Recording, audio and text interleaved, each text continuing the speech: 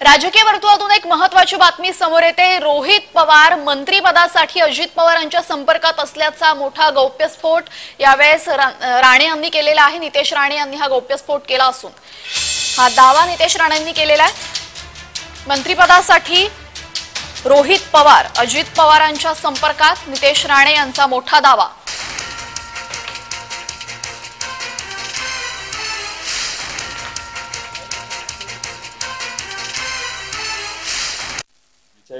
संपर्कात जे कुठले आमदार आहेत त्या सगळ्यांची भूमिका आहे की एकदा अधिवेशन होऊ द्या, अधिवेशनामध्ये फंड मिळू द्या आणि अधिवेशनाच्या काळामध्ये तिथे असणारे जे नेते आहेत ज्याच्यामध्ये दादा सुद्धा आहेत, आम्ही अधिवेशनाच्या आधी निर्णय घेतला तर दादांना फेस कसं करायचं।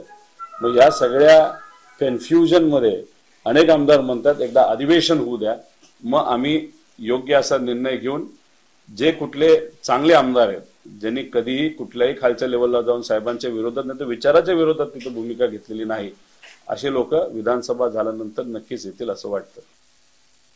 मी ऐकलं रोहित पवार स्वतः अजितदादांकडे संपर्कात आहे मंत्रिपदासाठी।